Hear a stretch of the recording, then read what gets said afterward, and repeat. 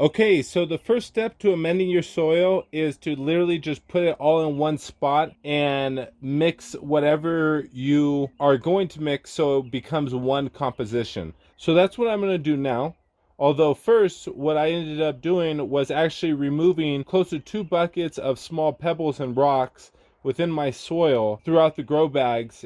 And I did that really just because I'm going to be growing various root crops in my soil like carrots and potatoes, and I just want to remove anything that isn't somewhat soft and will allow the roots to grow vigorously so that the plant can grow to full maturity. So I'm going to go ahead and mix all my soil together, and I've got some of my soil which I basically bought at the yard waste center about 2 years ago, and I've been working with it, and every year I just buy a little bit more peat moss, or every year I continuously add my compost, and the soil gets richer and richer. So this year I don't really like how heavy it is. The plants are growing, but as you can see on the tops of some of the pre-grow beds I started, I wanted to see what the soil would look like, and I don't like how the top of the soil is hardening off like this.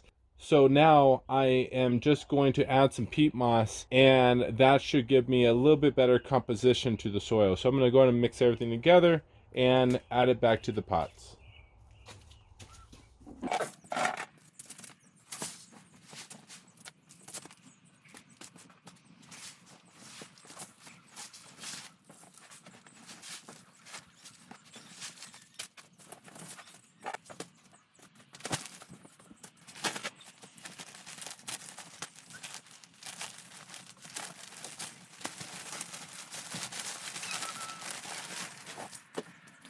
And as you can see the difference in the soil, one's much darker and the other one's much lighter. You can see the one to the left over here, the Pro Mix, there's really not a lot of life into that soil. As you can see, the one to the right is darker, and that darker soil means there's more moisture in the soil, more clay, more matter, and obviously that's the soil we've been working with for a while.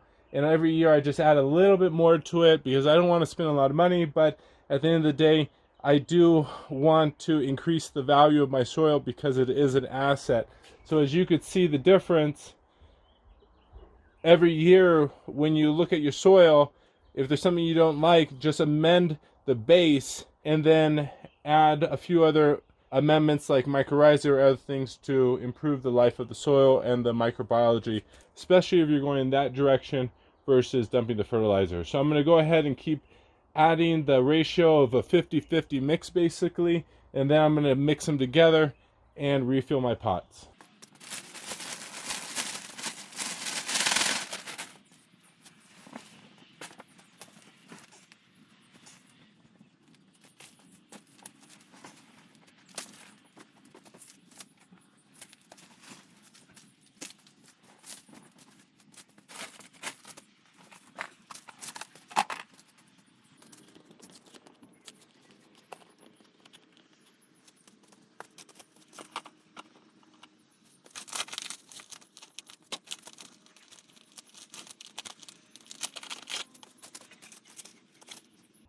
Okay, so now that my soil is mixed, I'm going to go ahead and take it and fill up about 5 inches of the bottom of the grow bag. And remember, this is for the indeterminate potatoes I'm going to be planting for. Next, I'm going to be showing you the determinate potatoes. So stay tuned and make sure to watch the next part of this video for watching how to plant the determinate potatoes.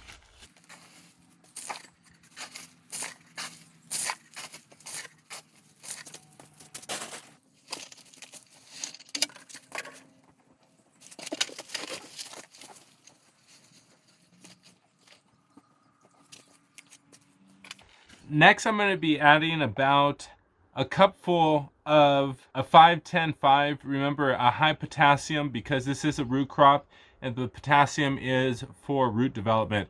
And many studies have shown that potassium is the highest mineral uptake when growing potatoes. So I'm going to go ahead and just take this and I'm going to just add this layer in. Remember, you're going to want to put the fertilizer. This is actually just bone meal natural high phosphorus blend. You can't find a synthetic blend. I just find the natural blends. There's many different brands. Age Old is just one that I know of and was familiar to me when I was looking for it at the store market. So I'm going to go ahead and add some fertilizer in.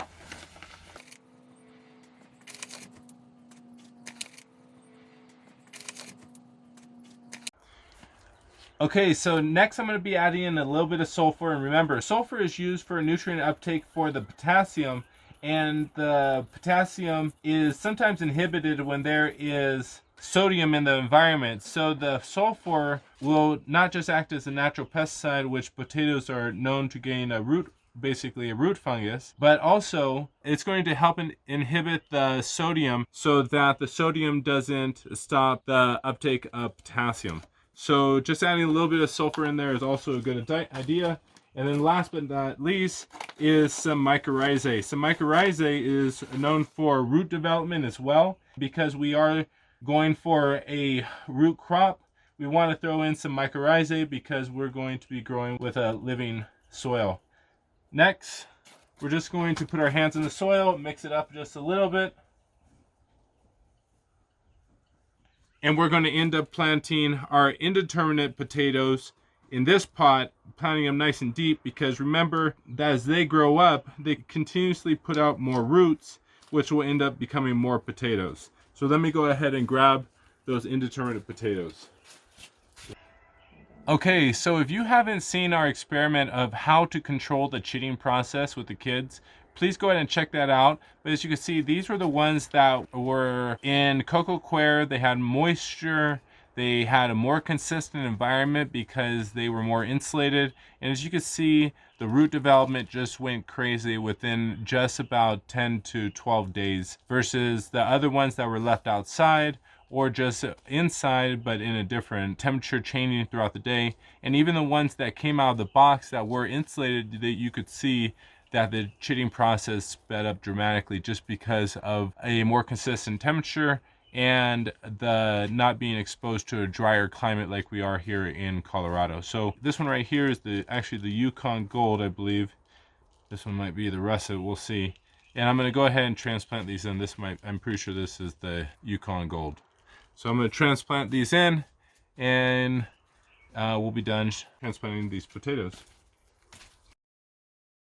Yeah, so I'll put this in the center, and you want to, you want these to kind of be pointing upward. So should I plant this one like that? So this one would plant down right here, or like this. To the side? Exactly. Yeah. So just make like a little hole. Little hole in there. Oh, and should we cover it fully? Well, I know I'll grab some more soil and I'll spin this around for you. Oh, okay. 1, 2, 3, 4, 5. Yeah. This one right here. So this one right here. Right there. With the big one. Set it right on top. Can I do it this way? Oh, No. you don't want these No. facing up? No, that's perfect. You do want the roots facing. Yeah. Just like this? Yep. Okay, as you can see, we basically put the eye of the root down and the chits we basically put up. And now we're just going to grab another 5-gallon bucket of soil and throw it on top, so we end up filling up about 4 inches. And remember, these are the indeterminate potatoes. So as the plant continues to keep growing and putting out more roots, these roots are going to keep putting out more potatoes. And next we're going to show you how to plant the determinate potatoes, because that's going to be a different technique on growing. After we plant all of these, we're going to make sure to water them in, make sure to keep the soil nice and moist. And that's how you plant an indeterminate potato.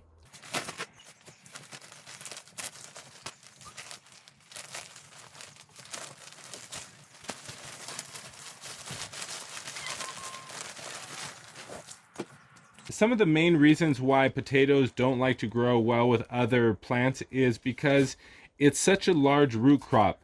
And really what happens is it chokes off the roots to other plants because of how much surface area the roots take up underneath the ground. Next also is because this is such a fast growing root system, other plants might not grow as well because of the pH of the soil. and by it being a slightly more acidic environment, and it's going to be able to break down that nutrients, that might end up causing nutrient burn to other plants, and again might be another reason why potatoes just won't grow well. So just keep that in mind, that potatoes really do like to grow by themselves. You might want to throw in some peas or some herbs, which are other plants that complement the potato plant, and that'll be another video. But for now, just be aware if you're just growing potatoes for the first time, you might just want to stick to this and have a successful grow. Make sure to like, share, and subscribe. Have a great day.